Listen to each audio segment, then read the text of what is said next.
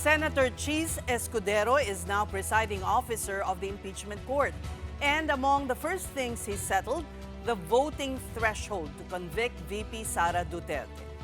Mobile journalist Merimon Reyes followed this afternoon's proceedings and she joins us live from the Senate. Merimon, umpisa pa lang ng impeachment trial at balitaktakan na ng husto sa Senado or should I say the Senate impeachment court?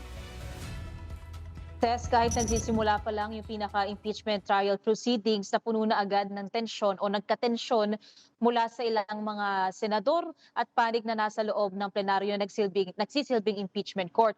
Nagkakaroon kasi ng pagtatalo sa pagitan ng ilang senator judges patungkol doon sa paghalal ng presiding officer para sa impeachment trial ni Vice President Sara Duterte. Ang nagbukas yung nanguna sa pagtipon ng impeachment court ngayong araw ay si Senate President Sherwin Gatchalian na nagpaalala pa sa mga kapwa niya senador sa kanilang tungkulin at responsibilidad pagdating dito sa impeachment. Matapos niya, binuksan naman ni Gatchalian ang floor para sa paghahalal ng bagong presiding officer. Yun nga lang, agad-agad yang hinarang ni Senate Minority Leader Alan Peter Cayetano. Ang sabi niya, hindi raw yan sang-ayon sa konstitusyon at malinaw raw sa batas na dapat ang Senate President ang presiding officer kapag ka ang ini-impeach ay hindi ang Pangulo ng bansa. Oras daw kasi na baguhin nila o nitong mayorya ang presiding officer sa impeachment trial, sa bisa lang daw nung inamend na impeachment rules, delikado raw itong makwestiyon sa Korte Suprema. Bakit hindi na lang daw si Gatchalian ang manguna o ang mag-preside kung kaya naman daw niya ang trabaho? Narito ang pahayag ni Senator Alan Cayetano. If the Constitution and its framers prescribe who shall preside, who are we to change the Constitution here today? We cannot enlarge or diminish the Constitution arrangement through internal rules. Now, during the first day, we're going to change who's going to preside, and it's against the Constitution. What more changes are we going to do in the next few days? Ano ang limit ng pwede natin palitan sa Constitution at hindi? The authority must come from the Constitution. Kinontra naman yan ni Senator Kiko Pangilinan at ayon naman sa kanya, hindi naman daw sinabi sa konstitusyon na Senate President ang dapat na manguna sa impeachment ng Vice Presidente. Malinaw rin daw na naamyendahan na ang impeachment rules, kaya kung may question daw kaugnay dito ay dapat talakayin sa plenaryo at hindi sa impeachment court. Ang pagtalakay raw sa issue kung tama ba o hindi na maghalal ng bagong presiding officer habang sa impeachment trial ay out of order. Maging si SP Gatchalian, sinabing aprobado na ang resolusyon na nag-amyenda sa impeachment rules, kaya dapat daw sa plenaryo na talakayin ang isyong ito at hindi sa impeachment court. Pakinggan natin si SP Gatchalian. Nowhere in the Constitution, in the provisions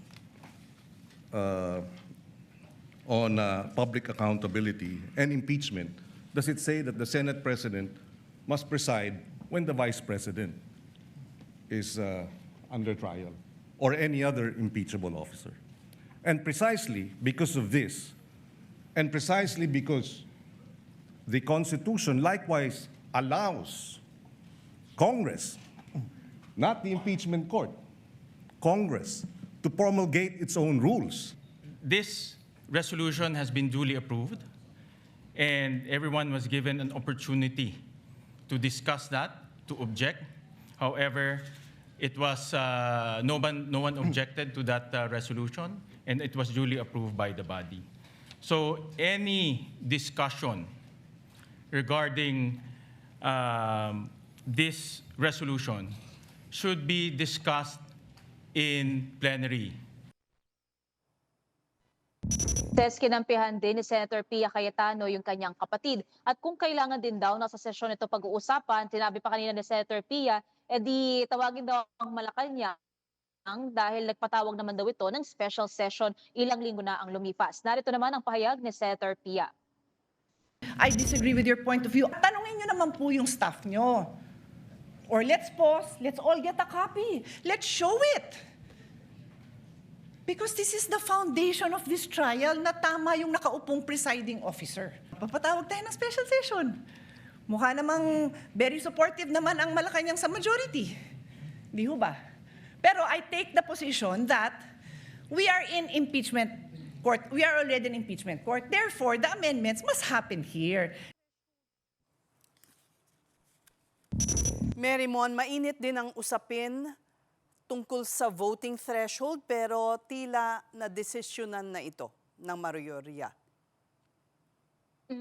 Tama, Ses. Ang sinasabi pa so far kasi kanina, yung pagkatapos mahalal as presiding officer, itong si Senator Escudero, nagtalumpati siya, dito niya rin formally dineclare yung nananatili yung two-thirds mula sa 24 na mga senador ang ipapatupad para daw doon sa voting threshold para magkaroon o makonvict sa impeachment trial si VP Sara Duterte. Ibig sabihin, kahit daw 21 na senador ang nakadalo sa impeachment trial, 16 pa rin. Ito yung two-thirds ng 24 ang kinakailangan para madeklarang guilty si Vice President Sara Duterte. Ses. Kailan naman magdedesisyon ang Senate Impeachment Court ukol sa proposal ni Senator Alan Peter Cayetano at Robin Hood Padilla para sa pagdalo ni na Senador Rodante Marcoleta at Jinggoy Estrada sa impeachment proceedings?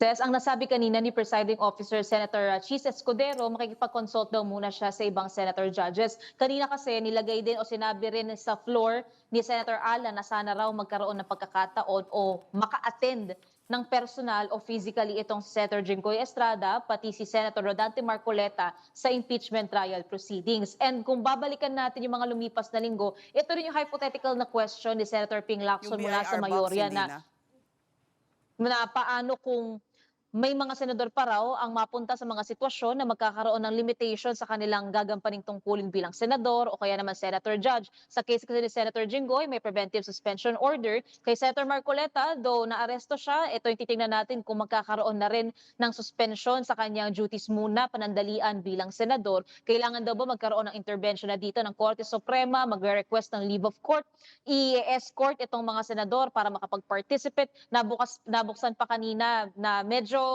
hindi gaanong okay, hindi rin gaanong hindi si Senator Raffy Tulfo kung kunwari virtually o online magpa-participate itong dalawang senador. Pero for now, pakikipag-consult daw muna ang impeachment court at abangan lang natin kung magkakaroon na sila ng desisyon sa mga susunod na araw. Ses.